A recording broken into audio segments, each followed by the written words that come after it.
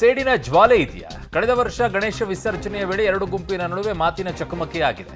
ಮಸೀದಿ ಮುಂಭಾಗ ನಡೆದಿದ್ದ ಯುವಕರ ವಾಗ್ವಾದ. ಅಲ್ಲೊಂದು ಮಾತು ಹೇಳ್ತಾರವರು, ಆದರೆ ಈ ವರ್ಷ ಭದ್ರತೆ ಹೆಚ್ಚಿಸುವಲ್ಲಿ ಪೊಲೀಸರು ವಿಫಲವಾದ್ರ. ಆ ಮಸೀದಿಯ ಮುಂದ್ಗಡೆಗೆ ಗಣೇಶನ ಮೆರವಣಿಗೆ ತಗೊಂಡು ಹೋಗಬಾರ್ದಂತೆ. ಕಳೆದ ಬಾರಿ ಗಲಾಟೆ ಆಗಿದ್ದು ಇದೇ ವಿಚಾರಕ್ಕೆ. ನಾನು ಕೇಳ್ಕೊಂಡೆ ಅದನ್ನು. ಸಂಘರ್ಷದ ಮುನ್ಸೂಚನೆ ಇದ್ರೂ ಕೂಡ ಪೊಲೀಸರು ಮೈಮರ್ತ್ರ. ನಾಗಮಂಗಲ ಗಲಭೆ ಹಿಂದೆ ಸೇಡಿನ ಜ್ವಾಲೆ ಇದೆಯಾ ಅಂತಂದ್ರೆ ಡೆಫಿನೆಟ್ ಆಗಿದೆ. ನನ್ನ ಸಹೋದ್ಯೋಗಿ ಈಗ ರೋಹಿತ್ ದೇವರಳ್ಳಿ ನನ್ನ ಸಂಪರ್ಕದಲ್ಲಿದ್ದಾರೆ. ರೋಹಿತ್, ನಾನು ಒಂದಿಷ್ಟು ಮಾಹಿತಿಯನ್ನು ಪಡ್ಕೊಳ್ತಾ ಇದ್ದೆ ವಿಚಾರದಲ್ಲಿ. ಒಂದು ಅಬ್ಜೆಕ್ಷನ್ ಪದೇ ಪದೇ ಬರುತ್ತಂತೆ ಅಲ್ಲಿ. ಆ ಮಸೀದಿಯ ಮುಂಭಾಗದಲ್ಲಿ ಯಾವ ಕಾರಣಕ್ಕೂ ಕೂಡ ಗಣೇಶ ಮೆರವಣಿಗೆ ಹೋಗಬಾರ್ದು ಅನ್ನುವಂಥದ್ದು. ಅದೇ ಕಳೆದ ಬಾರಿ ಆದಂಥ ಗಲಾಟೆಗೂ ಕಾರಣ, ಈ ಬಾರಿಯ ಗಲಾಟೆಗೂ ಕೂಡ ಅದೇ ಪರ್ಟಿಕ್ಯುಲರ್ ಆಗಿರುವಂಥ ಕಾರಣನ?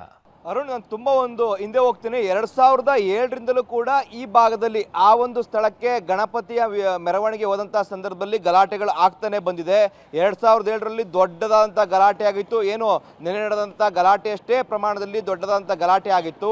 ಅದಾದ ಬಳಿಕವಾಗಿ ಹಂತಕ್ಕೆ ಒಂದಷ್ಟು ವರ್ಷಗಳ ಕಳೆದಂಥ ಬಳಿಕವಾಗಿ ಕಡಿಮೆ ಆಗ್ತಾ ಹೋಗ್ತು. ಆದರೆ ಇತ್ತೀಚೆಗೆ 2017ರಿಂದ ಈಚೆಗೆ ಮತ್ತೆ ಜಾಸ್ತಿ ಹೋಗೋಕ್ಕೆ ಪ್ರಾರಂಭ ಆಗ್ತು. ಅದೇ ರೀತಿಯಾಗಿ ಕಳೆದ ವರ್ಷವೂ ಸಹ ಗಲಾಟೆಯ ಹಂತಕ್ಕೆ ಸಹ ಹೋಗಿತ್ತು.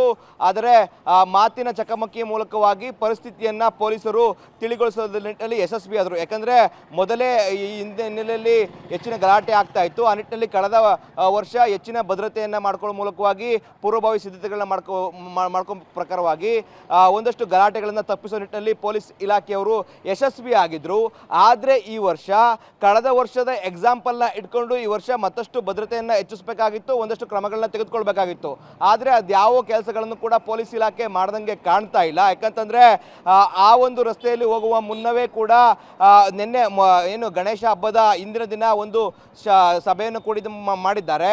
ಆದರೆ ಅದನ್ನ ಎಫೆಕ್ಟಿವ್ ಆಗಿ ಆ ಒಂದು ಸಭೆಯನ್ನ ಮಾಡಿಲ್ಲ. ಜೊತೆಗೆ ನಿನ್ನೆ ಮೆರವಣಿಗೆ ವೇಳೆ ಹೆಚ್ಚಿನ ಪೊಲೀಸ್ ಇಲಾಖೆಯನ್ನು ಕೂಡ ಸಿಬ್ಬಂದಿಗಳನ್ನ ನಿಯೋಜನೆ ಮಾಡಿಲ್ಲ.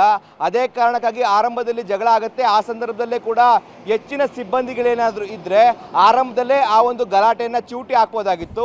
ಆದರೆ ಸಿಬ್ಬಂದಿಗಳ ನಿಯೋಜನೆಯ ಕೊರತೆಯಿಂದಾಗಿ ಏನು ನಿಮಿಷ ಕಳೆದಂತೆ ಕೂಡ ಗಲಾಟೆ ಜಾಸ್ತಿ ಆಯಿತು. ಒಂದು ಕಡೆ ಕಲ್ಲು ತೂರಾಟ ಆಯಿತು, ಇನ್ನೊಂದು ಕಡೆ ಪೆಟ್ರೋಲ್ ಬಾಂಬನ್ನು ಎಸೆಯೋದಕ್ಕೆ ಒಂದು ಕಡೆ ಒಂದು ಗುಂಪು ತಯಾರಾಯಿತು, ಇನ್ನೊಂದು ಕಡೆ ಅಂಗಡಿ ಮುಗ್ಗಟ್ಟುಗಳಿಗೆ ಬೆಂಕಿಯನ್ನು ಹಚ್ಚುವಂಥ ಕೆಲಸವೂ ಕೂಡ ಮುಂದಾಯಿತು. ಅಂದರೆ 7 ಗಂಟೆಗೆ ಸ್ಟಾರ್ಟ್ ಆದಂಥ ಈ ಒಂದು ಗಲಾಟೆ ರಾತ್ರಿ 1:30-2 ಗಂಟೆಗೂ ಕೂಡ ನಡೆಯುವಂಥ ಪ್ರಸಂಗಕ್ಕೆ ದುಡುವಂತಾಯಿತು. ಅರುಣ್.